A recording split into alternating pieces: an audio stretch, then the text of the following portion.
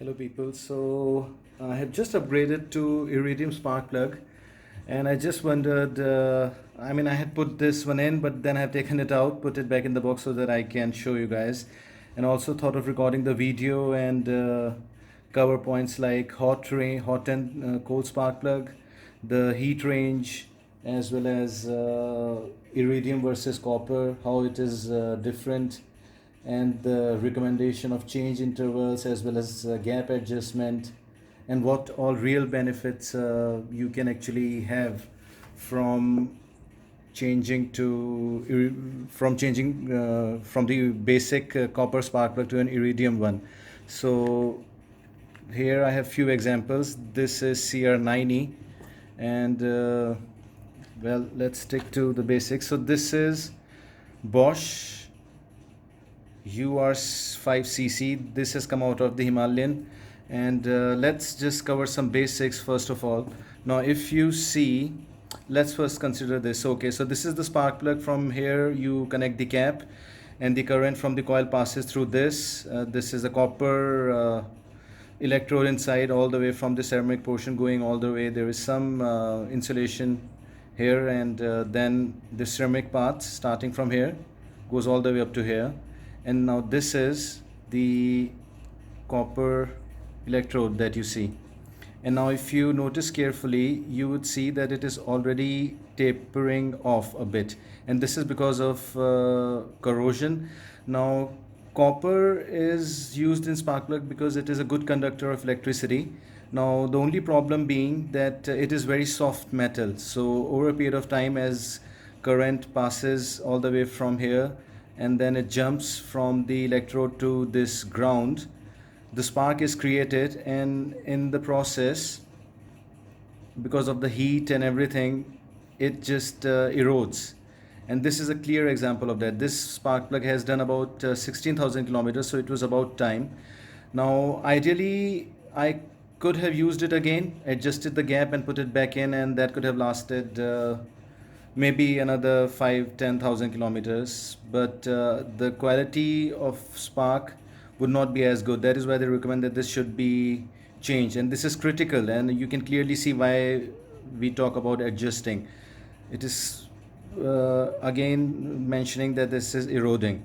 Now this, for example, is a NGK CR90, and again if you see, it has eroded quite a lot. The gap has been adjusted, and you can tell that the ground has been brought down.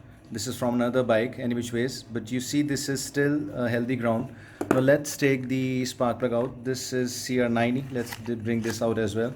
Again, this is from another bike, just pulled out, and I'm still using it. This has run about 30,000 kilometers. I'll get back to this, and this is the one that I had just put in the Himalayan. This is CR80IX Iridium, and the as you can see, there is some ash here, ash buildup, as well as this has gone a bit copperish in color. I think this has barely run about 4 or 5 kilometers after testing. I just pulled it out. Now let's consider the Bosch alongside this. So again the same thing. This is ceramic, and again copper electrode going all the way from here to this tip, but on the tip there is this iridium tip welded, which is quite narrower, if you see, very small in diameter. And if you compare it to the copper one, you can clearly see the difference. How it helps is, because iridium is harder than copper, it does not erode that easily, and it can last a lot longer. And at this point I should bring this one in.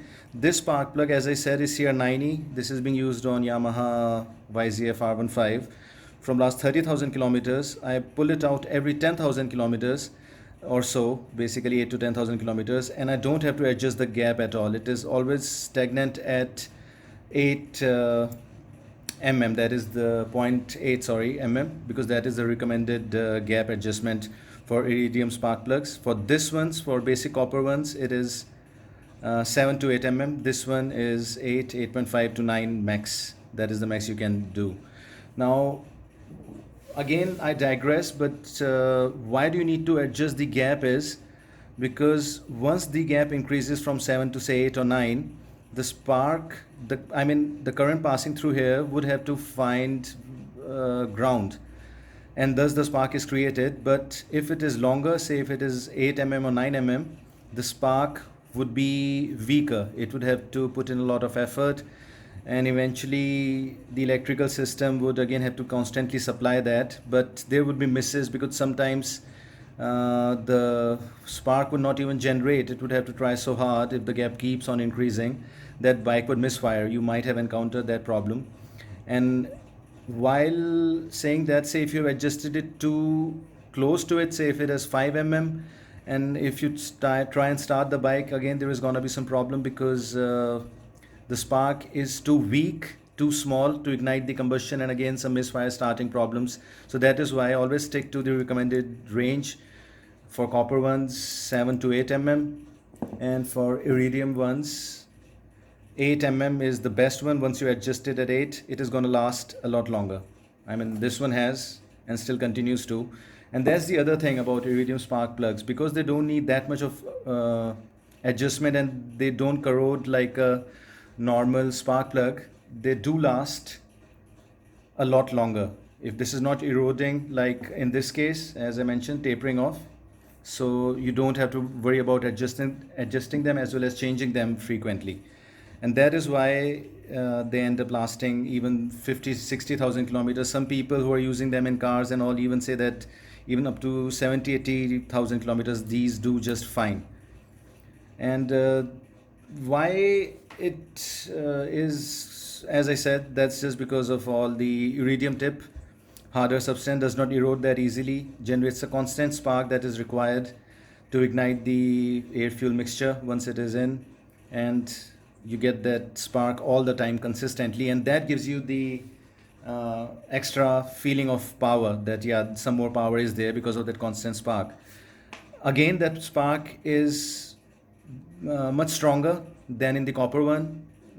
These are designed that way, and because it is thin, it leads to a much better spark, and that's again helps in igniting the fuel mixture better. So that is one thing.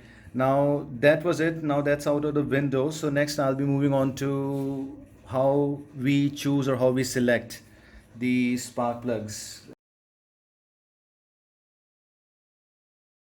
For that, I'll have to take the help from the spark plug chart. I'll be posting a picture for your reference as well, but this is basically what it says. I'm just using another mobile to show it. So this is the heat range conversion chart, and you see it says colder here, hotter here. This is for NGK and this is for Bosch. We are only going to be talking about these two because I don't have any of these other three ones. But basically, if you see for NGK, when you go from hotter to colder, the number keeps on increasing from 2, 4, 5, 6, 7, 8, 9, and the corresponding one for Bosch goes decreasing from, so 10 number Bosch spark plug would signify hotter, but a 2 number 2 one will signify a colder one. But we have to concentrate on this number here. This is 5, keep forgetting the number, UR5cc. Yeah, that's it, UR5cc. So that 5 signifies the heat range, and that is where 5 is. Now if we look corresponding to 5 in NGK, we see 7. I'll be posting a picture, a clear picture, don't worry. So I don't have a CR7, but going up to 8 is kind of okay. Going up to 9 should be okay, but I can only tell once I use it, because I have not used CR9E on Himalayan. But I'll explain a bit into it of why we need to stick to the basic heat range. And this is the chart kind of I have drawn in advance, and I'll be posting a picture of this as well, a clear picture. So basically the engine operating temperature would be 500 degree to 800 degree, and this range here from 500 to 800 is the optimum range, and this is the self-cleaning range for spark plug. Now manufacturers do a lot of research and development before they find out the right number of spark plug that they have to use in the engine, uh, considering at what temperature it is running for optimum combustion and everything. So this is the range that they have advised, and this is what we have to stick to until and unless like you have very heavily modified your engine, like you have put in a remapped ECU, or even say, I mean, those kind of modifications, like in cars, like if you are using if you have put in a turbo or a supercharger, those kind of things. So then it's a different thing. Then we can go a bit colder. But the problems of going colder, so that would mean that we are running under 500. Now this is the point where the spark plug would not be self-cleaning and it would be fouling. Now fouling would be carbon deposits. One of these should have it. Nah, none of them is.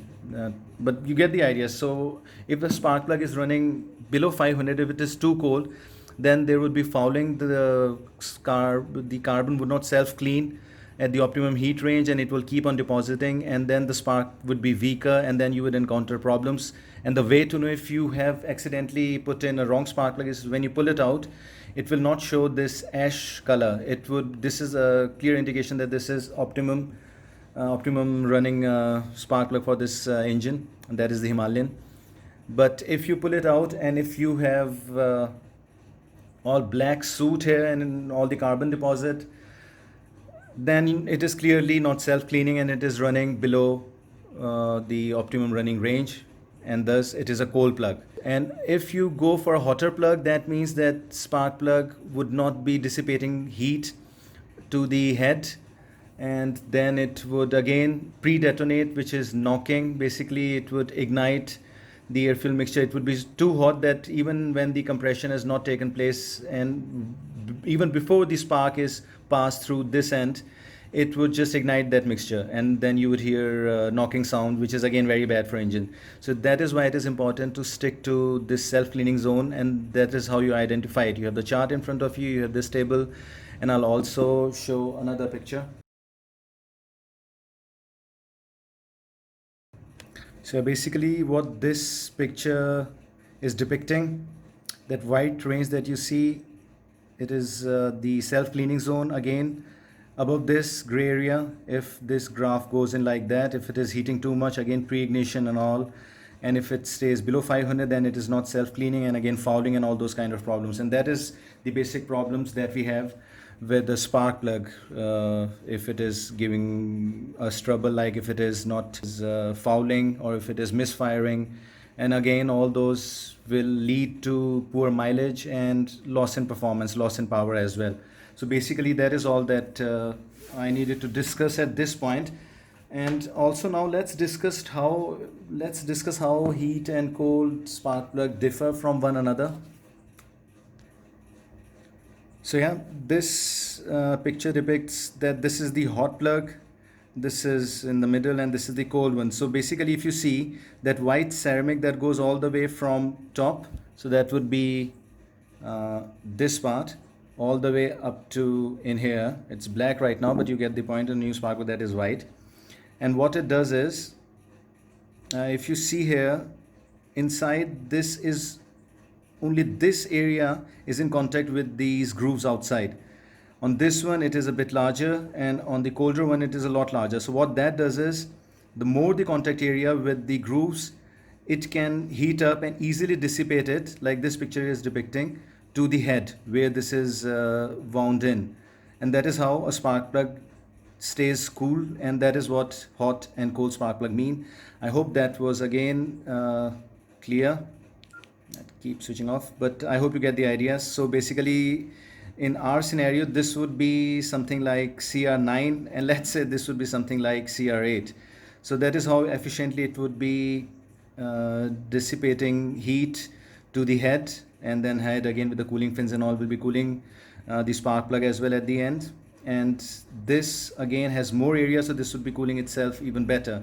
But this, like I say, if you are using a CR6 or 5 something, then it has a lot less area in contact with the grooves, the ceramic area, and thus it will run a lot hotter, thus again leading to pre-ignition detonation, knocking, whatever you want to call it. So that was the basic things that I needed to cover. I hope it clarifies everything. So this is the spark plug that I'll be using now, and I think in 4 or 5 kilometers that I have run it, maybe 6 7 kilometers, it clearly shows that this is again showing a very good color, and this is how it should come out in a fuel injection. In a carbureted bike it would be different. It would be showing ash brown kind of, uh, like this is again come out, this is again come out of fuel injection, so this is again ash color, but you get the point. I don't have a foul plug right now, so that is the idea. I hope this helps. Next I'll be putting this in, I'll show how the spark is different, and I'll also I mean, you get the idea, right? Just ask me if there are any questions, and if you want to upgrade, just don't experiment with the spark plugs. Just stick to the company recommended, stick within the range. Even 9 should be okay, but don't just arbitrarily go and buy any spark plug that fits and just put it in. Do bring it out after you have done 5-10 kilometers. Just check how the color is going. If it is not optimum, then again this needs to be changed. I've taken some blades out just to show you. For example, now this is an 8 mm blade, as you can see. Very carefully, don't want to break this. This is again, as you see, is adjusted at 8 mm. So next time I bring it out after say 5 6 7,000 kilometers, whenever, I expect this would show the same heat range. Now let's put it and start the bike. Let's see how much of the spark difference there is. So I'm currently igniting this with the iridium one, and you should be able to see. So that was iridium. Now let me put the stock one in.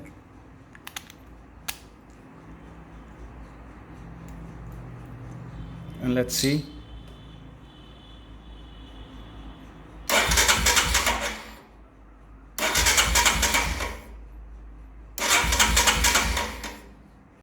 And as always, nothing new, just use your fingers initially to thread it down so that you're sure that it should smoothly go in.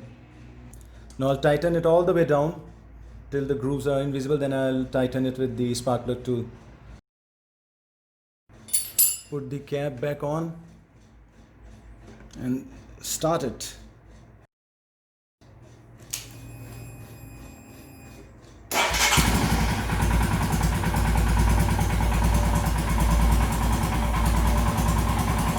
Idling beautifully.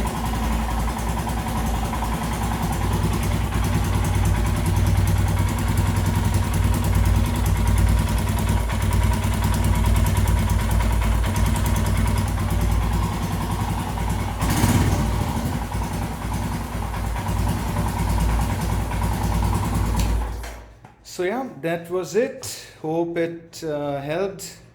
Next I'll be putting in the laser iridium one back in the KTM. Maybe I'll post a video of that as well once I do that. It's going to be a long one though. So that was it. Just make sure that you adhere to the company recommended heat range. Don't experiment too much with the what do you call it? Don't experiment too much with the heat range.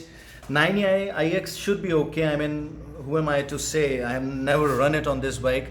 If I had run it, and if there is fouling in it, and if you are running it, and if there is fouling, if there is carbon deposit, that means that yeah, it is not self-cleaning. Ideally, I'll show once this bike has done a few thousand kilometers.